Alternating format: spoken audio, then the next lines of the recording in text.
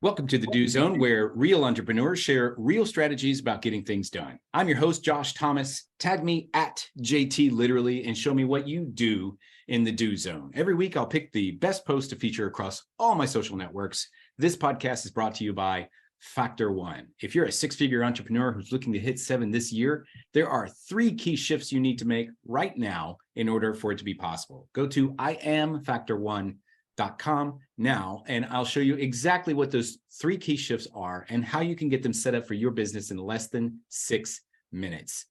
Once again, that's iamfactor1.com. Today's guest is Nicole Michelle Durio.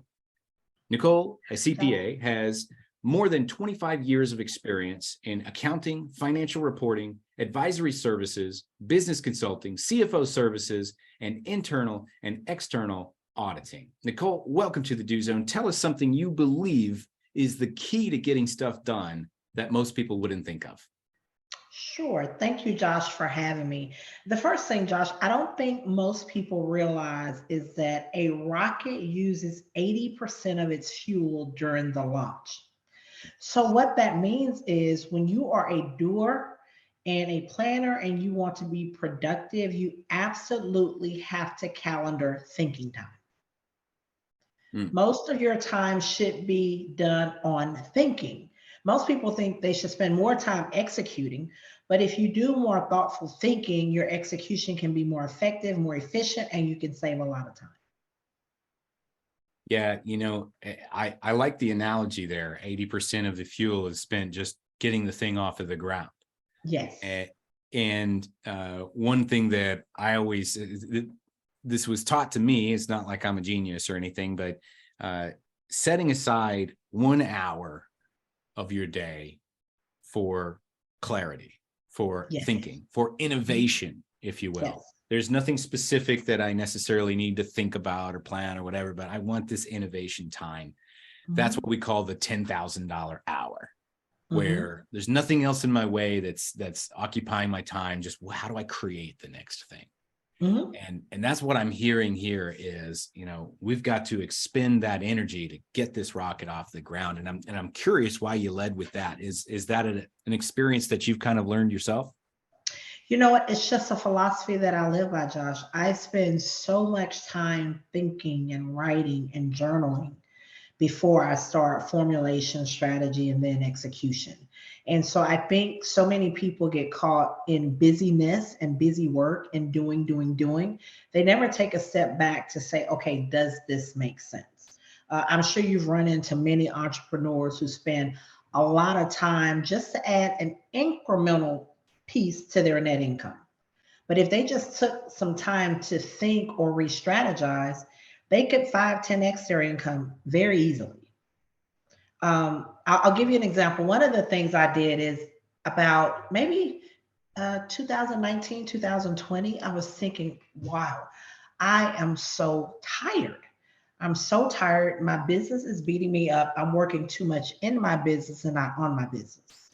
So I took a step back and I evaluated my revenue by client. And what I realized is that the 10 or 20% of clients that made 10, 20% of my portfolio gave me 90% of a headache. So once I streamlined those clients and just focused on the clients that had great energy, they were growing, they were innovative, they had capital, my business just began to soar exponentially. Just by terminating the lower level clients or those clients that did not fit, those clients that took a lot of time. And when you look at your per hour, it's like, hey, we're down around about $25 an hour. This is not working. That makes a lot of sense. There was I went to when I was in high school, I went to some leadership events, and there were these motivational speaker guys, and they were talking about kind of that lower 10%. I was in the marching band in high school. And so this was about the marching band. And they were talking to the kids, like, don't you wish you could get rid of those like bottom 10% of the kids that are just like sucking all the energy and they're never showing up on time and all that stuff. And complaining. Yeah, right. And so it wouldn't it be easier to just get rid of them?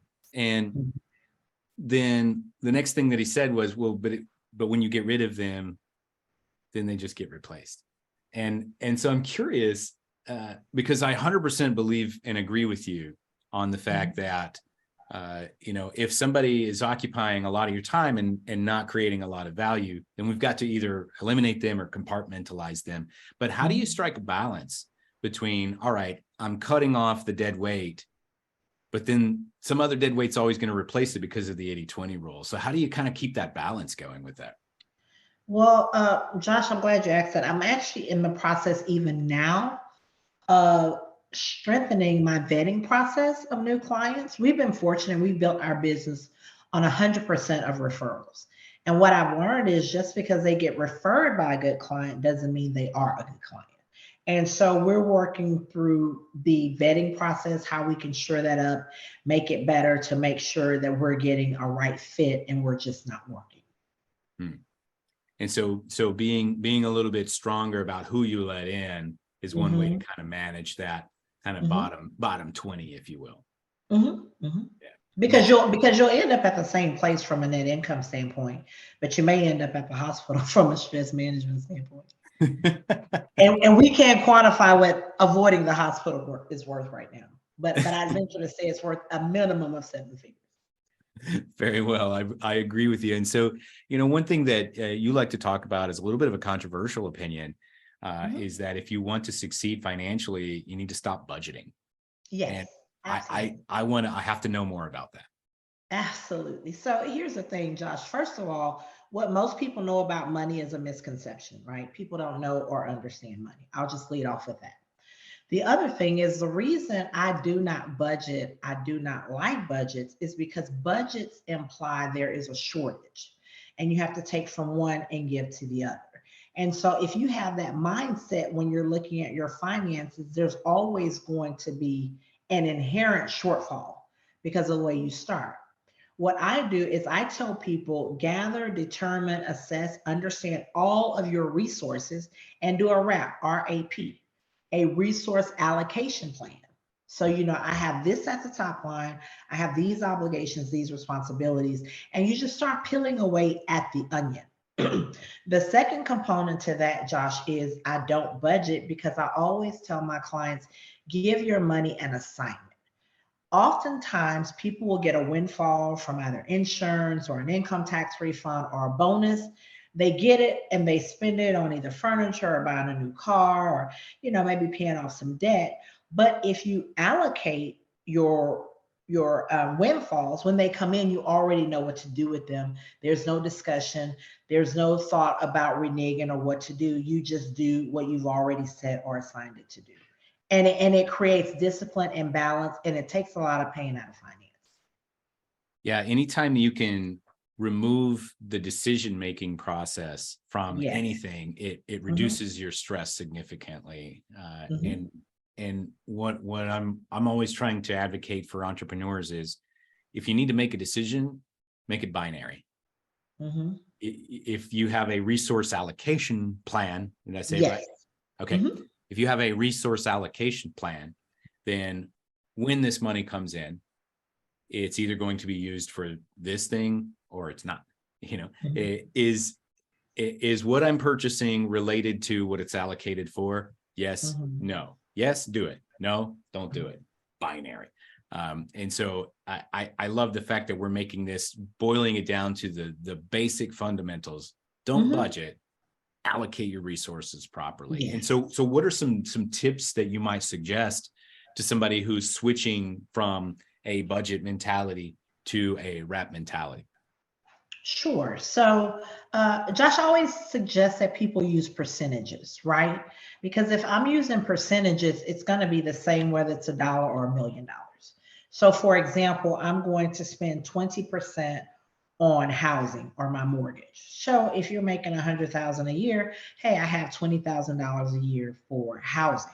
Now, one thing I will caution you is that I believe the metric is 30 or 35% that you can spend on housing. I don't recommend that because I just don't like people to not have any cushion, if you will, in their resource allocation. It makes things very tight, it makes it very hard, it makes it very stressful. So I always like to go a little bit under. So maybe you do 20 or 25%. So, for example, if you and a partner are making $200,000 together, well, you have $40,000 for housing for the year. Well, if somebody gets a raise or a promotion, all of a sudden it goes from 200,000 to 250. Now you have 50,000 or another 10,000 a year. Now you don't have to spend that 10,000 right away, but what you can do is sock away that 10,000 in hopes or anticipation of relocating or getting new housing or getting some rental property or something like that. Again, having an assignment for your money and dealing in percentages. And what would you recommend for somebody who maybe is more entrepreneurial and they have a variable income that changes Mhm. wildly? Is how do you kind of come up with some answers there? Absolutely. So for me, when someone has a variable income like an entrepreneur, the percentages would be the same, but you would be paying it up front. So I'll give you an example. If I'm an entrepreneur and I make 10,000 in January, well, I'm going to put 2,000 towards my housing or my mortgage, even though my mortgage payment may only be $1,600, right?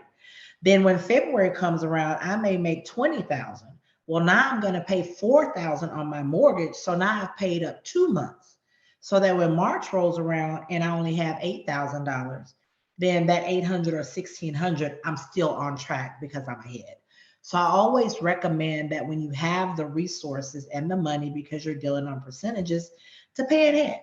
Pay ahead on your car note, pay ahead on your mortgage or child's private school tuition. As much as you can, pay it ahead.